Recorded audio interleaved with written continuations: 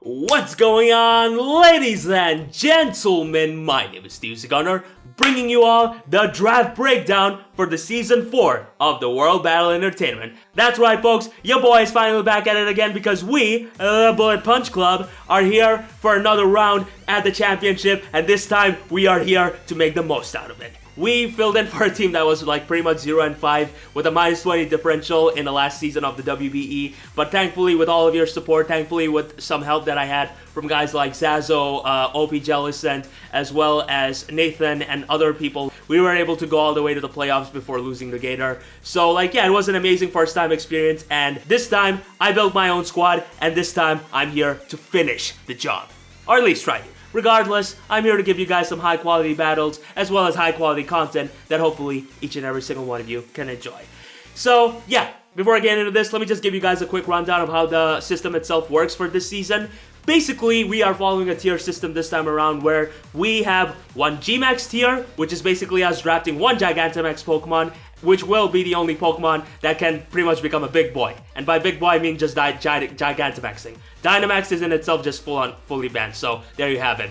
So we have one Gmax tier, one S-Max tier, one A tier, 3 B tiers, and last but not least 4 C tiers. And yeah, that pretty much is the basic gist of it all. And yeah, with that being said, I think you guys very much know the basics of how draft battling works. So without further ado, let's get into it, shall we?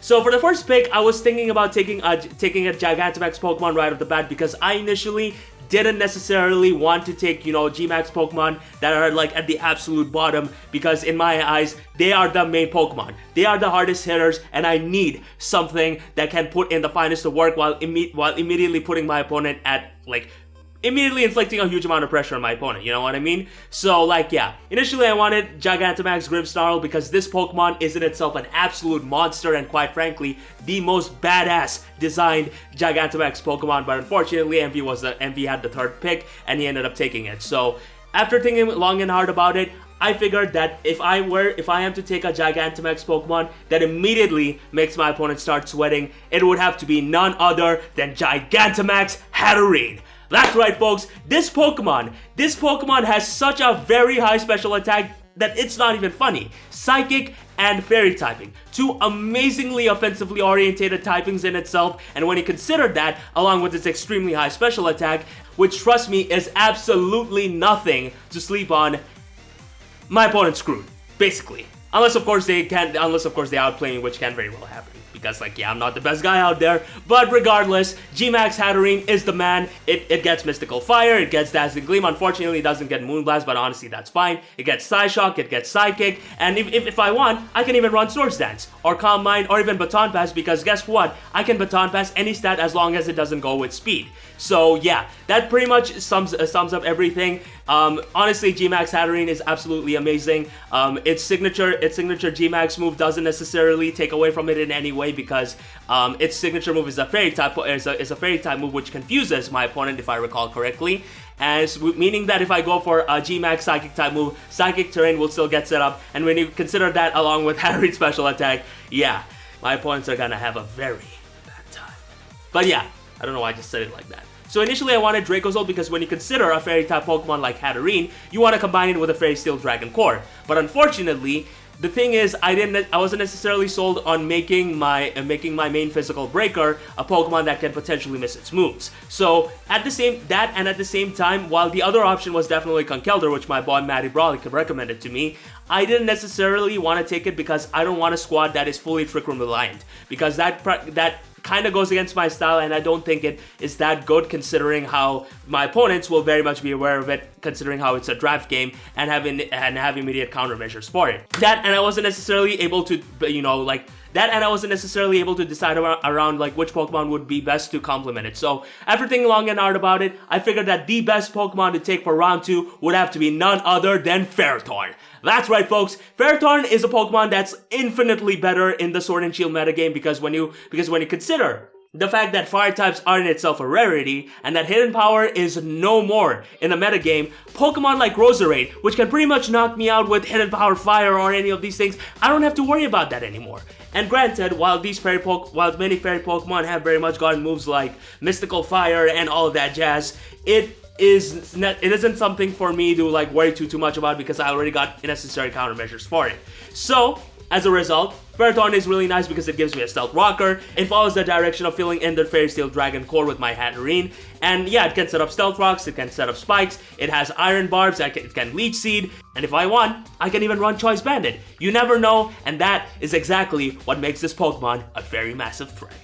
So, now that we have Ferrothorn, we are moving on into round 3. Now, obviously, I have Ferrothorn and I have Hatterene. G-Max Hatterene, sorry about that. Now, unfortunately, if there's one thing that can be noticed, it's the fact that I am very much lacking proper speed control. And again, I want to draft a team, and I want to draft a certain team that allows me to be liberal with my speed tiers and be able to outspeed the necessary Pokemon while being able to do whatever I want. So, after thinking about it long and hard and consulting with my boy Zazo, we figured that the best Pokemon to take would have to be none other than what is, in my opinion, one of the absolute best Pokemon in Sword and Shield right now, and which will undisputedly be an amazing asset to use in draft format, Gengar. Yeah, that's right, Gengar, not Jengar. Oh my god, Wolf. But yeah, honestly speaking, what makes Gengar a massive threat and at the same time one of the best Pokemon in the current Sword and Shield game is because, first of all, Pursuit ain't even in the game. It's not even there. So Drapion, Weavile, Tyranitar, you name it, it don't matter. None of them can trap my ass, and that, my friends, is in itself a massive blessing. But it doesn't end there. Oh no. It doesn't even end there because Gengar now gets some really nice toys. You know what I mean? Why did I just say it like that? Regardless, my point is that Gengar now has a very valuable tool in Nasty Plot, which makes this thing so much bigger of a threat, like it's not even funny. And at the same time, it has some other nice cool moves too, which I won't necessarily bother mentioning because I plan on using that against my opponents. So watch out for that. Regardless, my point is Ghost typing in general is absolutely amazing in this metagame, and when you consider the fact that Pursuit is gone, along with the fact that with Mega Pokemon being gone, the speed tiers along with the limited decks is like at an absolute like unbalanced stage, Gengar most certainly takes the cake, and at the same time it can also be an annoying Pokemon through Curse Body, being able to take away Toxic Spikes, you name it. So yeah, overall Gengar is quite frankly an amazing pick from my end, and I believe that if I do manage to use it right, because nothing in life is in itself a guarantee, it will be one of my main MVPs. So yeah, now that I have Gengar, I figured that it is time that I work more on my speed tiers, you know? As a result, I figured that it is time that I complete my Fairy Steel Dragon core because first of all, I got Ferrothorn, I got Hatterene, and now it's time for a dragon. So after thinking about this long and hard, and of course talking to my boy Zazo, we decided that the best dragon type for this squad would undisputedly have to be none other than NOIVERN. That's right, folks, NOIVERN is, in my opinion, one of the most underrated Pokemon out there and very much deserves to be in the B tier slot by miles because this thing is so valuable in draft format, it's not even funny, and I'm about to tell you why. Because it has a really nice tool which can never be slept on, which would have to be its ability known as Frisk. Now, when you consider the fact that we are playing in draft format and that my opponent are very much playing to outplay my ass and be able to get the W, they can very much run berries, they can very much run focus ashes and all of that stuff, and it can throw my ass for a loop if I ain't careful enough. Now, NOIVERN pretty much neutralizes that in every conceivable aspect because through Frisk, I will know what item they have and be able to adjust my strategies on the fly. And based on that, along with the fact that it has a really nice speed which hits like pretty much a total of 370 speed if I have like max investment, this thing can pretty much outpace the majority of the Pokemon because again, the speed tiers are in itself very much unbalanced. So I can get some nice momentum through U-turn, I can get some nice damage with Flamethrower, Boom Burst whenever it's necessary, I guess. I don't see myself running that, but regardless, Draco Meteor, and it also gets Dragon Dance, which I guess I can use as a physical attack, which I can use on a physical set, but I don't see myself using that anytime soon, honestly. Regardless, my point is, it is very much a support Pokemon through and through. A support Pokemon that can give me momentum, that can scare Pokemon out, and at the same time it gets infiltrators too. So if my opponent tries to set up a sub on my ass, he's gonna be in for a very rude awakening. Other than that, it gets Hurricane, Air Slash, and all of that stuff, and it's also one of the very few defoggers in the game. So, as a result, I very much have some really nice hazard control there, as well as a nice momentum initiator to help my Hatterene, as well as my Gengar wreak absolute chaos on my opponent's side. So yeah, overall, I'm really happy with taking NOIVERN, and overall, I see this thing being a very valuable asset to my squad. now that I have these 4 Pokemon and have very much finished my Fairy Dragon Steel core, I figured that the best Pokemon to take next would have to be undisputedly a Dark type, because in case you guys didn't see how things were like in my last season of the WBE, I didn't necessarily have a Steel type or a Dark type. And in my opinion, if there's any certain typing that you need, absolutely need no matter what in any of your squads, it is Steel and Dark types. Because Steel is an amazing defensive typing that can give you like very great immunity, that can give you very great resistances and be able to go on from there. And Dark Stab is undisputedly one of the absolute best offensive typings out there, and regardless of who you take, the lack of resistances is gonna make it an absolute threat. Now, initially, I wanted to take Obstagoon, but unfortunately, my boy Kelly ended up taking it, meaning that my whole plan was thrown for a loop and I wasn't necessarily sure what to take next. And then my turn arrived and I was like, oh god, what am I gonna take next? I don't even know. But there was always this one Pokemon that I had my eye on. A Pokemon that happens to be the main partner of my favorite character in Pokemon Sword and Shield. So, after thinking about the pros and cons of the situation, I figured that the best Pokemon to take would have to be none other than Morpeko. That's right, folks. Morpeko is a Pokemon that initially may appear to be less than average because, again, while Electric and Dark typing is in itself a really good typing, its stats aren't necessarily something that screams like, oh my god, this is like full-on OU material. But, and there's a very huge but in that, it has a very good signature move. Because Aura Wheel is not only an attack, which is base 110, its typing varies depending on what mode it is, whether it be in Hangry mode, which then turns into a Dark type, or as Dan said, Nourished mode, which is like Electric typing, which is Electric type. So as a result, not only do I have a really hard-hitting stab to abuse, this move guarantees Morpeko getting +1 speed in the process. So when you consider that, along with its very high attack power, and considering how very good Dark Stab is from an offensive standpoint, the conclusion can be made that this Pokemon is absolutely nothing to sleep on, because its other coverage is actually pretty decent. It gets Seed Bomb, which, you know what, can hit the ground types really well, and at the same time it also has access to Parting Shot, and when you combine that with Aura Wheel, which guarantees a +1 increase in speed, I can guarantee myself some really good momentum and be able to set the stones towards either my Gengar or my Hatterene to just absolutely demolish my opposing side, and that exactly complements my playstyle in a lot of ways, because I'm a guy that likes to play bulky offense, but at the same time, I like playing my matches in such a way where it is me who is dictating the pace of the match. That's just how I play. So as a result, I'm very happy to take Morpeko in my squad. I'll be honest, I was kind of hesitant on taking it because initially I wasn't really sure what to make out of it, and I still do have my doubts about it, but you know what? I believe in the Pico, and I think that each and every single one of you should too. So yeah, now that we are out of the way with Morpeko, I figured that it is time that I get myself a C-tier Pokemon. Granted, I do have one more B-tier slot left, but I figured that I can get that Pokemon later on if I so need it. And considering how I'm changing my squad up through taking Morpeko as opposed to Obstagoon, I need to prepare my contingencies based around more thinking. So, in that sense, I figured that the best thing to do now would have to be taking an already planned Pokemon that I had in my mind early on, and that would have to be a C-tier Pokemon. Now, it goes without saying that I don't have an electric immunity yet, which is not necessarily the end of the world, but something that I'm not too comfortable with.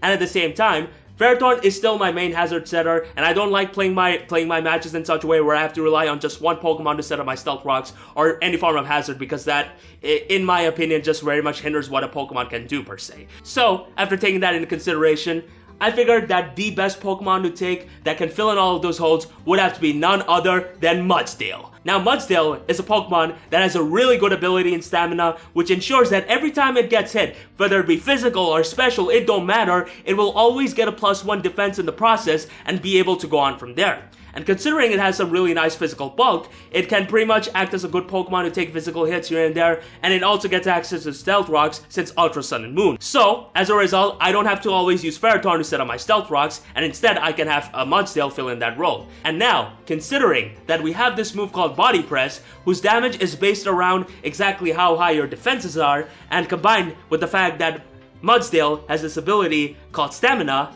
I think you guys can understand where I'm going with this. So yeah, overall MUDSDALE is a Pokemon that I'm very much excited to use, and honestly even in Trick Room, I do see this thing hitting really hard because Ground Stab is in itself a really good offensive move, and at the same time it has other moves to like hit really hard with. So like yeah, I got a lot of ideas with it, and I'm very much looking forward to making it all become a reality.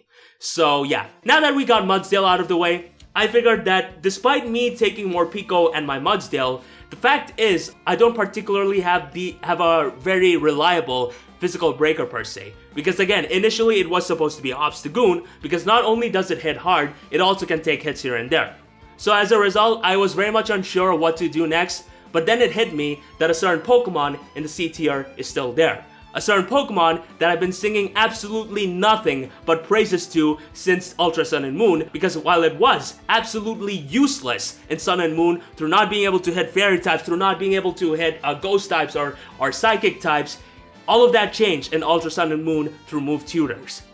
And that Pokemon, my friends, is in my opinion the absolute best low tier fighting type Pokemon out there, Passimian. Now Passimian is something that should absolutely never be slept on, guys, because this is a Pokemon that has some really nice natural bulk, you know, a rather high HP stat, a really good defensive stat, and at the same time a passable special defense stat. And when you consider the fact that it gets close combat, gunk shot, knockoff, U-turn for momentum, and along with the fact that Pokemon like Gliscor or Landorus Therian or anything, all of these things aren't even in the game, this thing now becomes so much bigger of a threat, it's not even funny.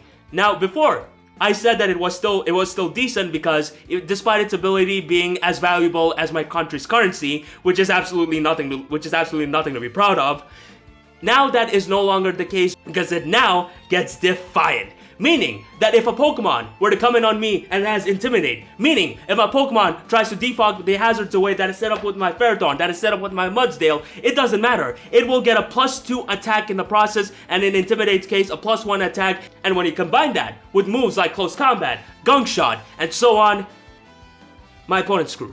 Plain and simple. So yeah, I very much think that Passimian is going to be an absolute monster of a Pokemon to use, and I very much cannot wait to have this thing in my party. So yeah, now that we have a really good fighting type on our squad, we are pretty much, you know, like constructing our squads in such a way where we have like proper momentum setters through NOIVERN, through Morpeko, and now Passimian. Meaning, I have now pretty much more or less filled the base requirements of what I'm looking for in the squad, being a physical breaker, special breaker, momentum setter, stealth rocker, spiker, you name it, all of that.